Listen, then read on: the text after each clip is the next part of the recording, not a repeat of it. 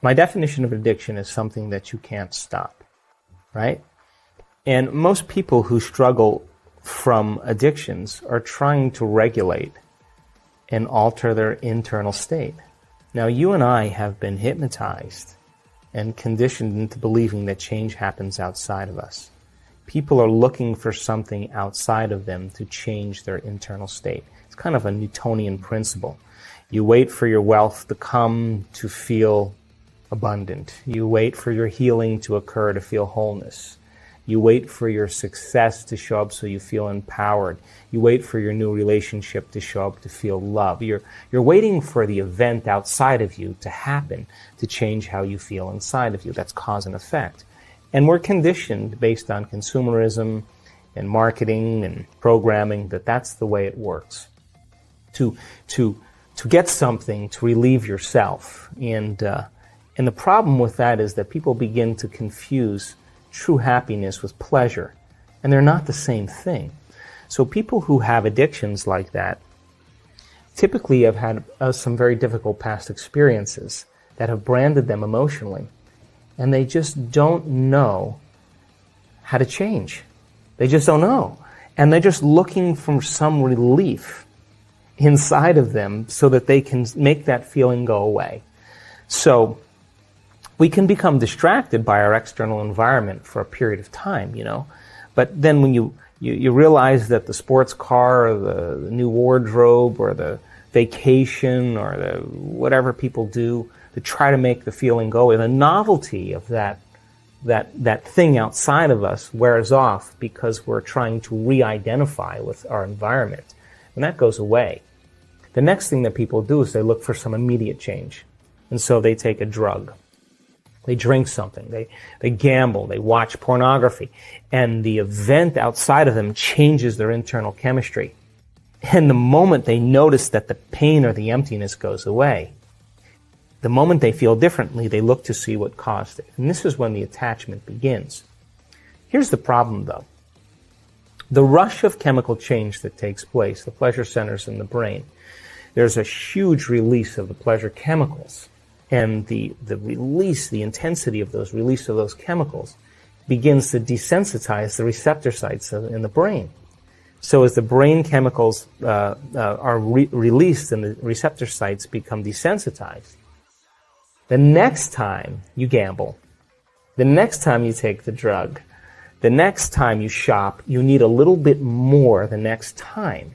So then what happens is the pleasure centers start to get recalibrated to a higher and higher level. So you're always going to need more to make that feeling go away. Sounds like an addiction to me. And so people get lost because then without the dependency on that external substance, the body, which has become the mind, is craving its relief. And so an addiction really is when the body is the mind. So you may say with your conscious mind, I want to give up drinking. I want to give up pornography. I want to give up gaming. I want to give up over shopping. I want to give it up consciously. But the body has been conditioned from the past subconsciously.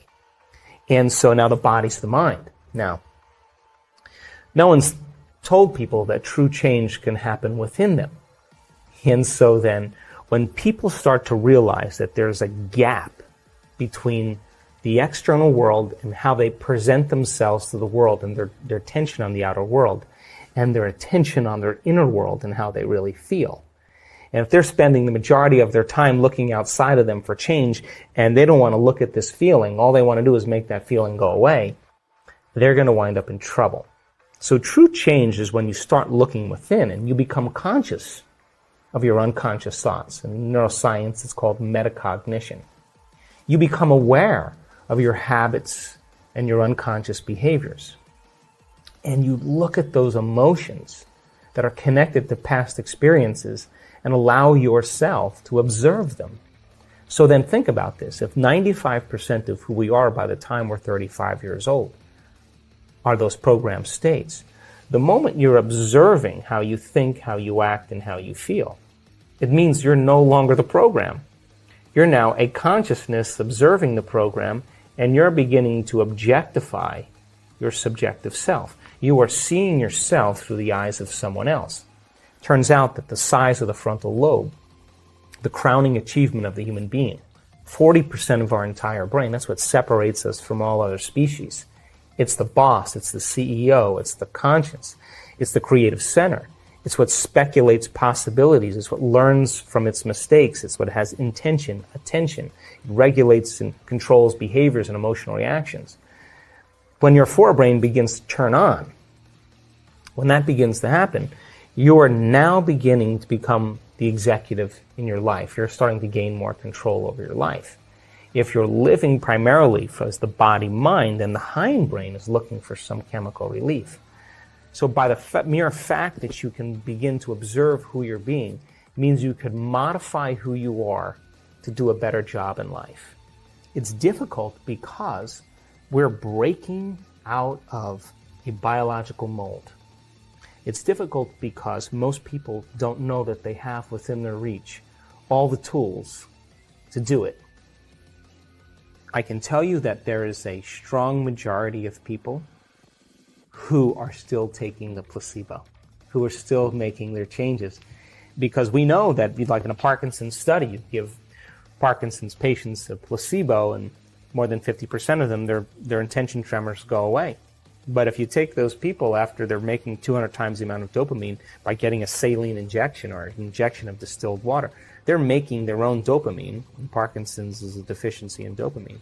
When they return back to their life, and they see their caregiver and they play chess with their friends and they see their wife or sleep in the same bed or whatever it is, their personal reality is creating their personality, reminding them who they are. Their disease comes back because they're back to the same identity. So we know coming then out of drug rehab and going right back into their learning. Exactly, and that's how strong the environment is. So our students who continue to do the work are still sustaining and producing more changes. Wow. Now that's the majority of our students because our students are committed. But we do have students that don't make it. Why? Because we're doing something that is unknown. We're doing something. Not everybody is going to make that. Like not everybody's going to finish the mile. Not everybody's going to make the journey to the top of the mountain. You know, it's a journey. And so we ask people then, the ones that have had chronic diseases or conditions. The majority of them, by the way, are still doing exceptionally well. Some of them have had the disease return. And what we have them do is measure. Every 3 months or 6 months, you measure. Why? Because this is not about denial. This is about knowing. So the people who have had some conditions return, we ask them to measure, and then we ask them to go at it again.